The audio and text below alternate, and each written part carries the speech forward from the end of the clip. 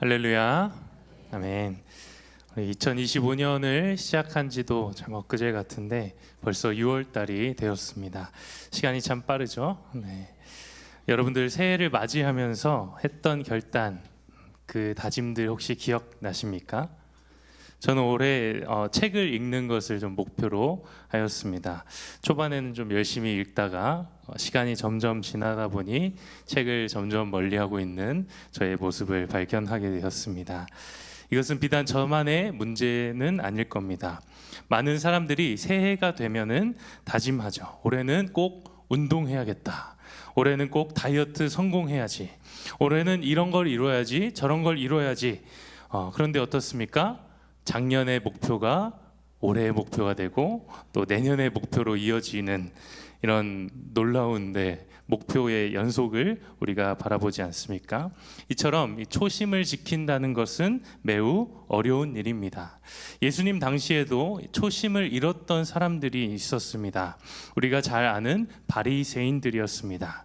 우리는 바리새인이라고 하면 나쁜 사람 혹은 거짓된 자들이라는 이미지가 우리 가운데 강한데요. 그러나 이들도 한때는 유대교에서 영향력 있고 또 사람들로부터 존경받던 사람들이었다는 것입니다. 바리새인이라는 말의 뜻 자체가 구별된 자, 분리된 자라는 단어로부터 파생된 말입니다. 기원전 2세기경 헬라 문화가 온 세상을 덮었습니다. 이스라엘 지역도 헬라 문화 가운데서 자유로울 수 없었습니다.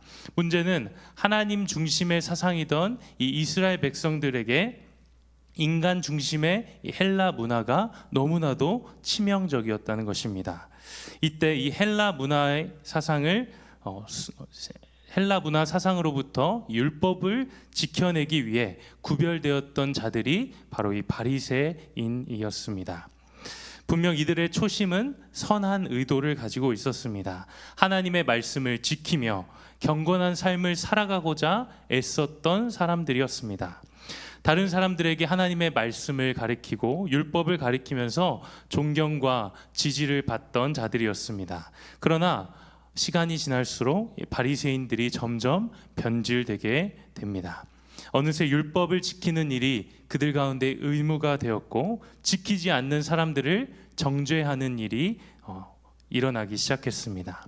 더 나아가서 율법 외에 지켜야 하는 법들을 막 많이 만들면서 다른 사람들을 이 법의 테두리 안에 올가맸습니다.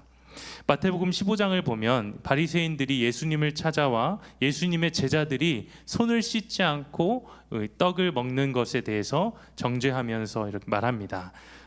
마태복음 15장 2절 말씀인데요. 당신의 제자들이 어찌하여 장로들의 전통을 범하나이까? 떡 먹을 때에 손을 씻지 아니하나이다. 당시 유대인들은 음식을 먹기 전에 꼭 손을 씻었습니다. 우리도 손을 씻죠. 그런데 우리와는 다르게 단순히 위생적인 문제가 아니라 율법의 문제로 이 손 씻음을 접근했던 것입니다. 엄밀히 말하자면 율법도 아닌 장로들의 전통이었습니다. 하나님의 말씀하신 법이 아니라 사람이 세운 장로들의 전통을 따졌다는 것입니다. 예수님께서는 이러한 바리새인들을 향하여서 책망하시는데요. 마태복음 23장 13절 말씀에 이렇게 말씀합니다. 화 있을진저 외식하는 서기관들과 바리새인들이여, 너희는 천국 문을 사람들 앞에서 닫고 너희도 들어가지 않고 들어가려 하는 자도 들어가지 못하게 하는도다. 예수님께서 바리새인들을 가리켜서 너희도 천국에 들어가지 못하고 천국에 들어가려고 하는 사람들도 막는, 너희는 이러한 악질의 사람들이다라고 책망하십니다. 초기 모습대와는 분명 다른 이 바리새인들의 모습을 우리가 볼 수 있습니다. 그런데 이러한 부류의 사람들이 더 있었습니다. 오늘 본문에는 바리새인과 같이 초심을 잃고 예수님 앞에 책망을 받던 또 다른 부류의 사람들이 등장합니다. 바로 사두개인입니다. 23절 말씀을 보면 부활이 없다 하는 사두개인들이 그날 예수께 와서 물어 이르되 말씀합니다. 이 많은 사람들이 사두개파를 어떻게 보냐면 사도계 후예라고 바라봅니다.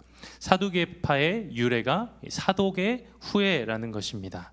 사독이란 솔로몬 시대에 활동했던 대제사장의 이름이 사독입니다. 솔로몬 시대가 어떤 시대였습니까? 솔로몬 시대에 무엇이 지어졌죠? 성전이 지어졌습니다. 예루살렘 성전이 지어졌던 시대입니다. 즉 사독은 예루살렘 성전을 대표하는 제사장이라고 볼 수 있습니다. 그래서 사두개파 사람들은 자신들을 사독의 후예로 자처하면서 사독과 같이 성전을 중심으로 활동했던 사람들입니다. 성전에서 봉사하고 예배를 섬기는 자들로 살아왔습니다. 그러나 시간이 지날수록 이들도 변질되기 시작합니다. 예수님 당시에 이 사두개파는 귀족 출신의 제사장 그리고 엘리트들 공의회 회원들이 이 사두개파로 구성되어 있었습니다. 한마디로 권력의 중심부였던 자들입니다. 예배와는 성전과는 매우 멀어진 모습이죠. 오늘날 바리새인과 사두개인이라고 이야기할 때 이들을 예수님을 싫어했던 자들로 우리 바라보는 사람들이 많습니다. 그래서 이들이 같은 편에 있던 사람들이라고 오해하는 사람들이 있습니다.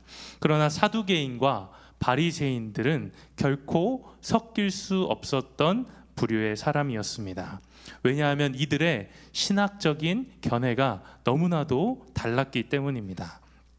사도행전의 말씀을 보면 바울이 3차 전도 여행을 마치고 이제 예루살렘으로 다시 돌아오게 되는데요. 이때 온 유대인들, 즉 바리새인과 사두개인들이 바울을 죽이려고 바울을 죽이려고 소란 가운데 있었습니다. 그런데 그때 바울이 이들 앞에서 부활에 대해서 언급하자 이들이 다투기 시작하는 것입니다. 그 말씀이 사도행전 23장 7절과 8절에 나옵니다. 그 말을 한즉 바리새인과 사두개인 사이에 다툼이 생겨 무리가 나누어지니 이는 사두개인은 부활도 없고 천사도 없고 영도 없다 하고 바리새인은 다 있다 함이라. 바리새인들은 부활과 천사와 영이 있다라고 인정하지만 사두개파 사람들은 부활도 없고 영도 없고 천사도 없다라고 주장했다는 것입니다. 바리새인과 사두개인의 이러한 대립은 오늘 말씀 가운데서도 드러나고 있는데요. 23절 말씀을 다시 보시면 부활이 없다 하는 사두개인들이 그날 예수께 와서 물어 이르되 말씀합니다. 여기서 말하는 그날이라는 이 날은 어떤 날을 의미할까요? 여기서의 그날은 오늘 본문 바로 앞절에 나오는 15절부터 22절까지에 나오는 사건이 있었던 동일한 날을 의미합니다. 바리새파 사람들이 예수님을 궁지에 몰기 위해서 한 질문을 합니다. 그의 제자들을 보내서 질문을 하게 되는데요. 어떻게 질문합니까? 예수님, 가이사에게 세금을 내는 것이 옳습니까? 라는 질문을 던집니다. 이 질문은 어떻게 하면 예수님을 올무에 걸리게 할까 고민하고 고심한 끝에 내린 이 질문이었습니다. 만약 예수님께서 이 질문에 옳다, 가이사에게 세금을 내는 것이 옳다라고 말씀하신다면 듣고 있는 유대인들의 반감을 사게 될 것이고, 만약 옳지 않다라고 말씀한다면 로마 제국의 반발을 사게 되기 때문입니다. 예수님께서 이 곤란한 질문 앞에 되물으십니다. 데나리온에 있는 형상이 누구의 것이냐 물으십니다. 그리고 이렇게 대답하시죠. 가이사의 것은 가이사에게, 하나님의 것은 하나님에게 바치라 말씀합니다. 예수님의 이 놀라운 대답 앞에 바리새인들이 아무 말도 하지 못하고 물러서게 됩니다. 이를 지켜보았던 사두개파 사람들이 이 상황이 너무나도 고소한 겁니다. 야, 바리새파 사람들 예수님한테 완전 깨졌다던데 아무 말도 못하고 그냥 도망갔대. 그리고 이들은 이제 이 예수님을 곤란하게 하기 위해서 바리새인들이 찾아왔던 그날 예수님을 찾아간 것입니다. 23절 말씀을 다시 보시면 부활이 없다 하는 사두개인들이 그날 예수께 와서 물어 이르되 말씀합니다. 성경은 이 사두개인들이 예수님 앞에 와서 질문한 그 목적이 무엇이냐? 바로 이 부활이 없다는 것을 증명하기 위하여 찾아왔다는 것을 보여줍니다.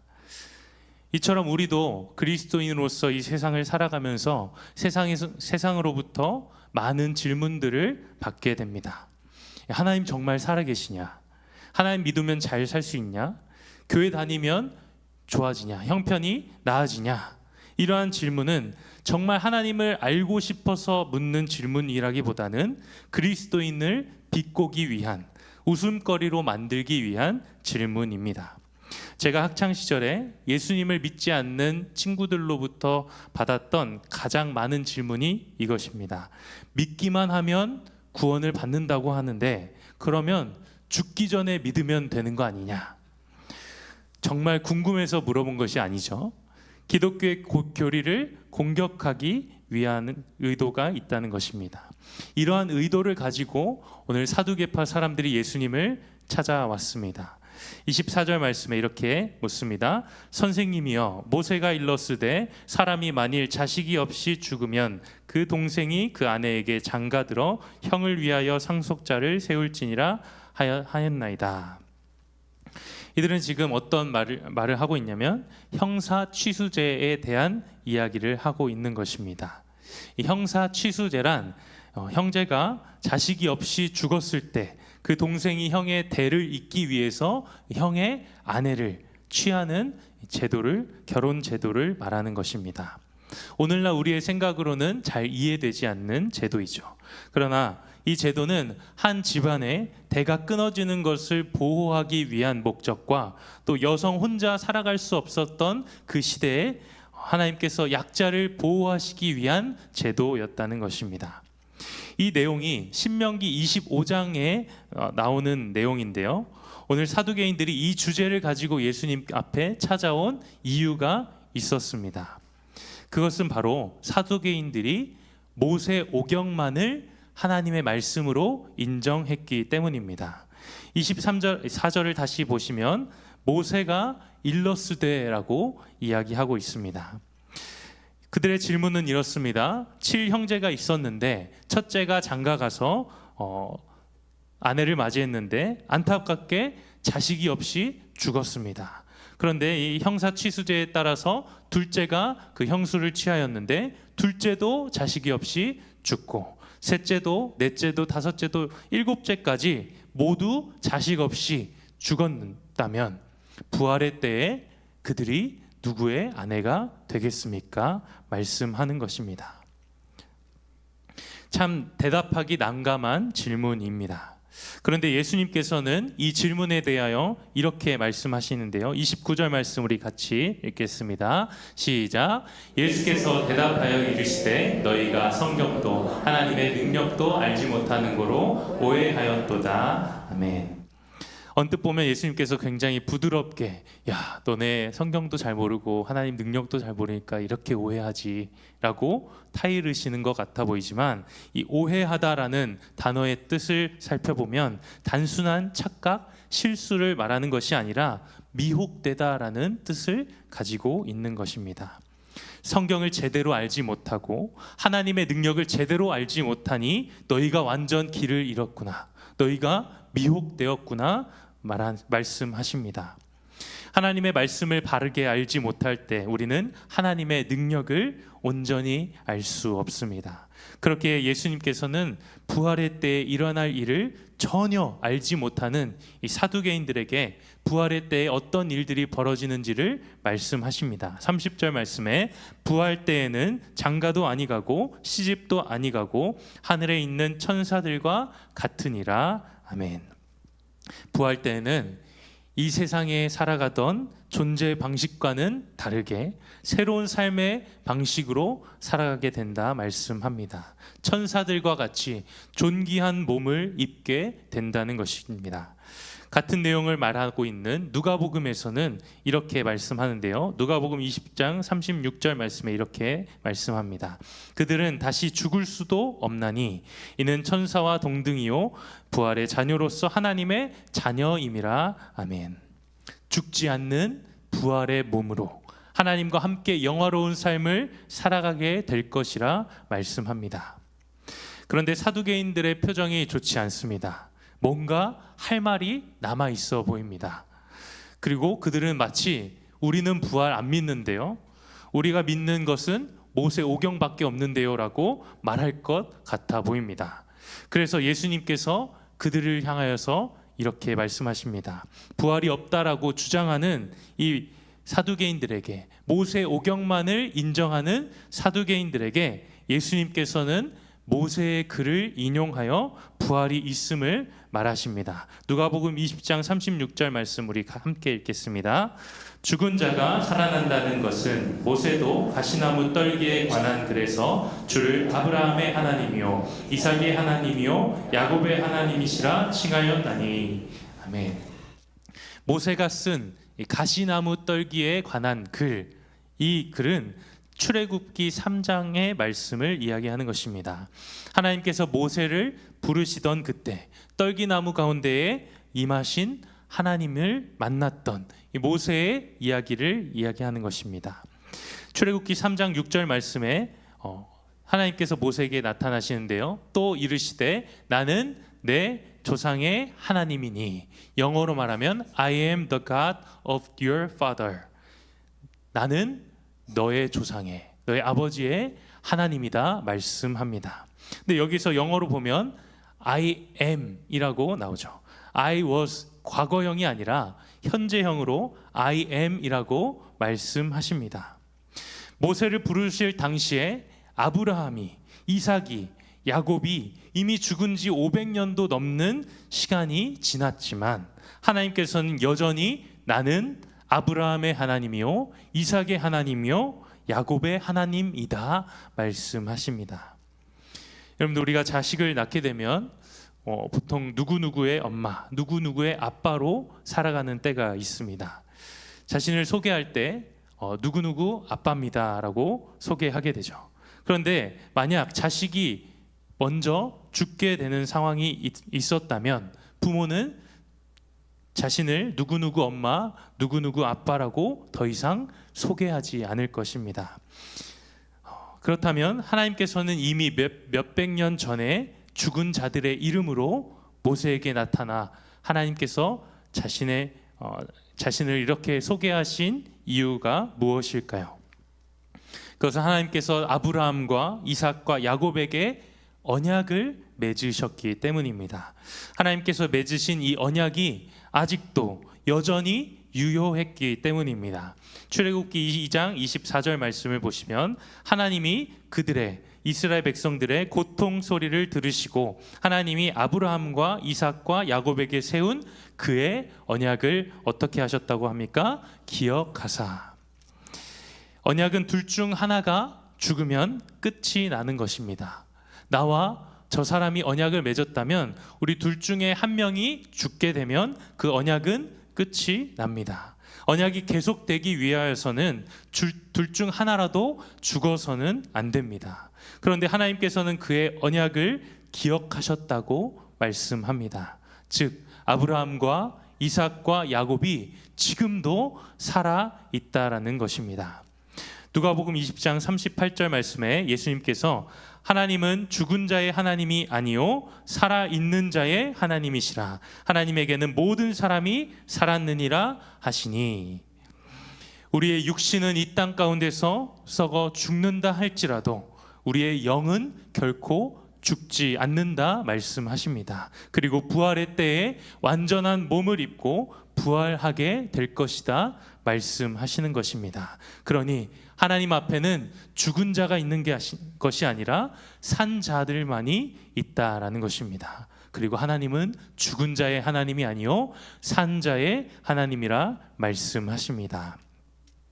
예수님께서 부활에 대하여 가르치실 뿐만 아니라 부활을 우리에게 친히 보여주십니다. 십자가에 달리사 사흘 만에 죽으시고 사흘 만에 다시 부활하셨습니다. 고린도전서 15장 20절 말씀에는 잠자는 자들의 첫 열매가 되셨다 말씀합니다. 첫 열매라는 것은 그 다음 열매도 있다라는 것입니다. 그리스도를 믿는 우리, 그리스도와 연합된 우리가 죽은 자 가운데서 다시 살아나는 그 부활의 열매를 맛보게 될 것이라 말씀하시는 것입니다. 오늘 예수님께서는 사두개인들에게 모세의 글을 통하여서 부활을 말씀하십니다. 그리고 그 가르침을 받은 사두개인들이 이러한 반응을 보입니다. 우리 33절 말씀 같이 읽겠습니다. 무리가 듣고 그의 가르침에 놀라더라. 아멘. 이들은 예수님의 가르침을 듣고 놀랐습니다. 부활을 인정하고 구약 성경을 인정하며 그리스도를 믿은 것이 아니라 그저 놀라기만 했다는 것입니다. 그렇다면 도대체 무엇이 이 사두개인들을 이렇게 만들었을까요? 도대체 무엇 때문에 이들은 성경을 인정하지 않고 부활을 인정하지 않고 하나님의 능력을 인정하지 않는 상태가 된 것일까요? 사두개인들은 사독의 후예로서 성전을 중심으로 생활했습니다. 그런데 당시 이 성전에서 일한다는 것은 막대한 부를 쌓을 수 있는 상황이었습니다. 제사에 바쳐지는 제물, 사람들이 가지고 오는 제물들, 금과 은이 모두 제사장에게로 돌아갔습니다. 게다가 이스라엘 백성들은 1년에 3번 유월절과 칠칠절과 초막절 이 절기가 되면 그들이 어디에 살고 있던지 예루살렘 성전으로 모였습니다. 사두개인들에게 이 성전에서 드리는 제사, 이 제물은 그들의 부와 재물을 축적할 수 있는 좋은 도구였습니다. 그런데 이러한 성전에 대해서 또 제사에 대해서 부정적으로 말하는 것이 있었으니 그것이 바로 성경이었습니다. 사무엘상 15장 22절 말씀에 순종이 제사보다 낫고 또 시편 말씀에서는 하나님께서 구하시는 제사는 상한 심령이라, 이사야 말씀에서 헛된 제물을 다시 가져오지 말라, 아모스 말씀에서는 내가 너희 절기들을 미워하여 멸시하며 라고 말씀합니다. 성경의 수많은 말씀들이 하나님께서는 단순한 제사를 원하지 않는다, 단순한 제물을 원하지 않는다고 말씀합니다. 더 많은 제사, 더 많은 제물을 모아야 하는 이들의 입장에서 성경은 걸림돌이 되었다는 것입니다. 그렇기에 이들은 모세 오경만을 하나님의 말씀으로 인정합니다. 다른 말씀들을 인정하지 않습니다. 즉 하나님보다 돈과 권력을, 자신들의 유익을 더 중요시했다는 것입니다. 이들이 만약 예수님의 그 가르치심 앞에 부활이 없다 말하던 이 사두개인들이 예수님의 가르치심 앞에 부활을 인정한다는 것은 무엇이냐? 곧 자신들이 쌓았던 모든 재물과 권력을 포기한다는 것과 다름없는 의미였다는 것입니다. 오늘 사두개인들은 끝끝내 부활을 인정하지 않았습니다. 그리고 그들의 최후가 어떻게 되었는지 아십니까? 주 70년 로마 티투스 장군에 의해서 예루살렘 성전이 무너지게 되는데요. 그때 사두개인들 역시 성전과 함께 역사 속으로 사라지고 맙니다. 우리의 신앙은 무엇을 붙잡느냐의 싸움입니다. 사두개인들과 바리새인들처럼 초심을 잃을 수밖에 없었던 이유는 그들이 진리가 아닌 것을 붙잡았기 때문입니다. 요한복음 6장 27절 말씀에 이렇게 말씀합니다. 우리 함께 읽겠습니다. 썩을 양식을 위하여 일하지 말고 영생하도록 있는 양식을 위하여 하라. 이 양식은 인자가 너희에게 주리니 인자는 아버지 하나님께서 인치신 자니라. 아멘. 이 세상 모든 것들은 썩어 없어질, 영원하지 않은 것입니다. 재물과 명예, 우리의 권력은 잠시 잠깐입니다. 그러나 우리 하나님의 말씀은 영원합니다. 이사야 40장 8절 말씀에 풀은 마르고 꽃은 시드나 우리 하나님의 말씀은 영원히 서리라 하라 말씀합니다. 우리의 신앙의 초심을 되돌아보기를 원합니다. 주님을 위해서 나의 모든 것을 다 바치겠노라 고백했던 그 마음이 여전히 여러분들 가운데 있으십니까? 우리가 진리이신 예수 그리스도를 붙잡지 않을 때, 하나님의 말씀을 붙들지 않을 때 세상은 우리를 미혹해 합니다. 영원하지 않은 것을 영원한 것처럼 착각하게 만듭니다. 영원하지 않은 것을 붙잡아도 된다고 속삭입니다. 그러나 우리는 하나님이 죽은 자 가운데 예수 그리스도를 살리신 것 같이 죽은 자의 하나님이 아닌 산 자의 하나님이심을 기억해야 합니다. 영원한 생명이 누구에게 있는지를 기억해야 합니다. 사두개인과 같이 썩어 없어질 것을 붙드는 자가 아니라 영원하신 변하지 않는 진리이신 하나님의 말씀 예수 그리스도를 붙잡으며 그 부활의 소망을 품고 담대히 살아가시는 모든 성도님들 되시기를 간절히 소망합니다. 우리 시간 함께 찬양하실 때에 우리 그리스도가 아닌 다른 것들을 붙잡으며 살아왔던 우리의 지난 날들을 회개하며 무너진 우리의 신앙이 주님의 말씀으로 다시 회복되기를 소망하며 함께 찬양하겠습니다. 나는 내 마음의 복음이 흥했던 곳에서 다시 아버지를 만나고 주님 내 마음의 연약한 눈물의 끝에서 또 나를 반겨주시네. 작다 생각했던 그의 부르심 다시 나를 회복해 하시네.